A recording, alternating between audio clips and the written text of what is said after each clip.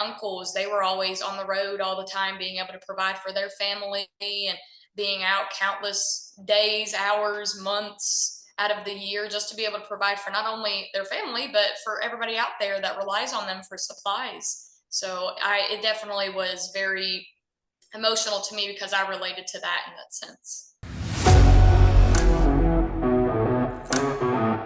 So first off, you have a song out called 18 Wheels. Tell me about the song and what it's about. Yes, so this song was written by my backup singer and guitarist, Mr. Shane Begley.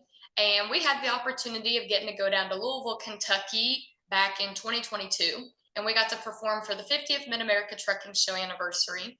I'd never been to Kentucky before, so that was a very exciting time. I was just so thrilled to meet new people and to be a part of the trucking community. And my PR actually was like, why don't you write a song in honor of truckers? Because there's not many songs out there that are really subjected around 18 wheelers themselves. So I had pitched the idea to Shane because he is a fantastic songwriter, and he just whipped this song up out of nowhere. We started going over it, and I thought he did an excellent job at writing the song. For those that have never heard it, it is in honor of all of our truck drivers out there, but the storyline is so emotional and just tear jerking. And I think he really did an awesome job at conveying the story, which is a little girl, and she's reminiscing on her father, who was a truck driver, and he's passed away, and she's kind of just looking back on all of the times where he sacrificed so much just to be able to provide for his family out there. And she was just reminiscing on everything about him getting in his truck and just remembering all the good times, hearing the diesel engine shifting gears and everything like that. So I really do think he did a very good job at conveying the story. Now, does he have any background in trucking? Because yeah, it's very well written and there is so much emotion to it, like you said. Yes, so believe it or not, he actually does not have any history of trucking, but I actually have some uncles of mine who were truck drivers. I was born and raised in a small town in Virginia called Bluefield, and surrounding Bluefield, there are a bunch of coal towns. And back in the day, I mean, Virginia and West Virginia, all of them, they thrived on coal and everything like that. And my uncles, they were always on the road all the time, being able to provide for their family and being out countless days, hours, months out of the year just to be able to provide for not only their family, but for everybody out there that relies on them for supplies. So it definitely was very emotional to me because I related to that in that sense. I was curious, what is the process of that like? When you're given a song, and you go into the recording studio. I mean, anyone who's heard this story, and I saw some of the comments on your YouTube of from this song of, there's so much emotion behind it. You sing it like you've lived it. How do you, what's the process of that like when you go into the recording studio to kind of convey that? Well, I always try to put myself into the story. And in this instance, I kind of put myself into that little girl and just trying to think of my own father being a trucker and him being away. And I know that there's so many people out there that they do have family members and friends that are away for such a long time, and they just miss them so much and they really don't get to see them, and they talk to them on sporadic times of the day. So when I went into the studio, I really just put myself in there. I really listened to the words, and I just wanted it to come out like this was my story. Like I'm that little girl and my dad was on the road all the time. So I just try to put myself into the story the best I can in hopes that I am able to replicate it emotionally to the audience. What has the reaction been like? What was it like at Matt's a couple of years ago, and what has it been like? You put it on YouTube recently. Have you gotten some comments from trucking families? Yes, when we performed it at Max, there were so many people that actually, because it's of course a very big event. I mean, there's so many truckers from all around the nation that come in, and they're going and mingling with people and getting to learn more about just the trucking industry and the history and everything like that. So when I was up on stage and I told them, like, this song is for y'all. Like, this is your song in honor of all of your hard work and dedication. And it just meant so much to me to have them stand there and listen to the words and really put themselves into the shoes of the song, because I mean, It is. It is. It's about them. And it really did touch my heart to see how much it impacted them.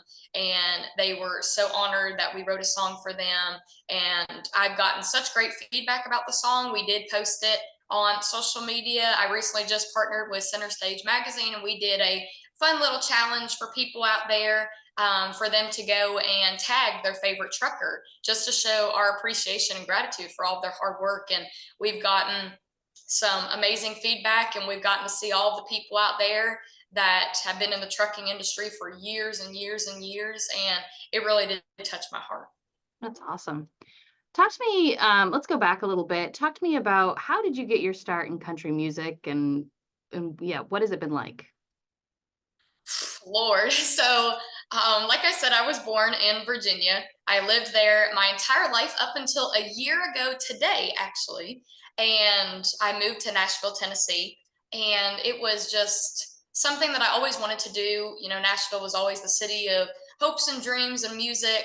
And of course, when I was a little girl, I didn't know anything about Nashville. But when I was 4 years old, that's really when I started singing. My mama, she was the one that saw that I had a gift for music, and she would have me go and sing in church every Sunday. And my dad always says that there's not a day goes by that I never sing. It's just who I am as a person. It's what the Lord put me on the earth to do. And for the longest time, especially when I got into my early teenage years and kind of my late teenage years, I really hadn't decided to narrow down on a genre yet, because I just loved all music. I mean, when I did my shows, when I first started at 14 years old, I hadn't learned the guitar yet.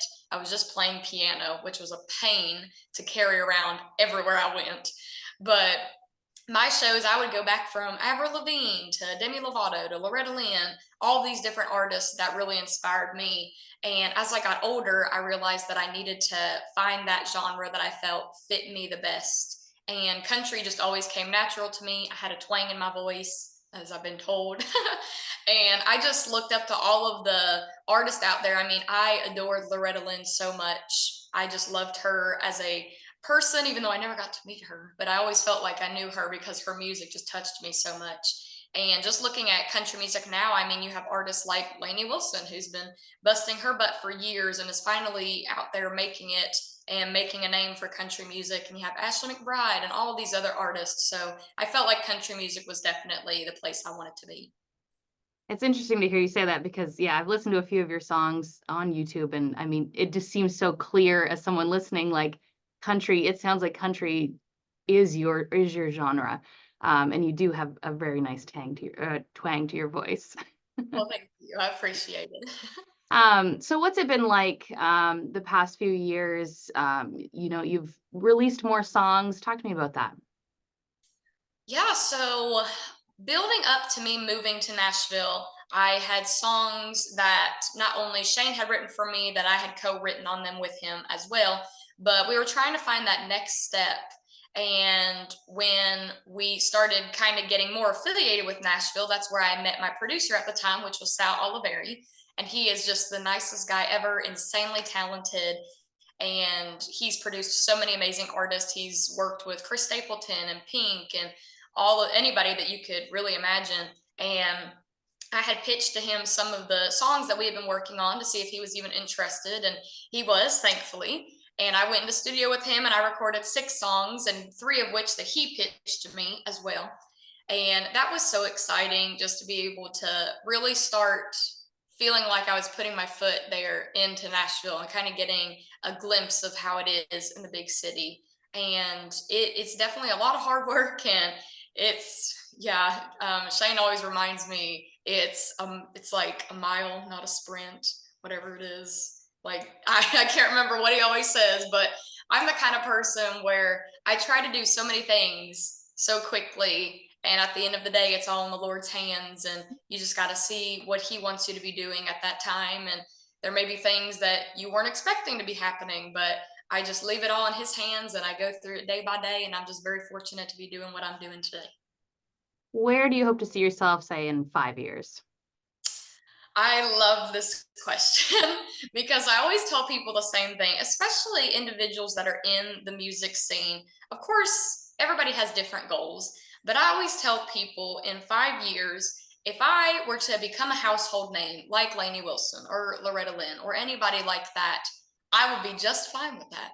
But if I'm also able to be doing what I'm doing now, which is sharing my music with the world and just loving what I'm doing every week and going out and doing shows and meeting new people and spreading positivity and singing my own songs to seeing how they react and be able to live a comfortable living, that I'm just fine doing that as well. So we just got to take it day by day and see what happens. A good answer. All right. Is there anything else you want to add that I may have missed?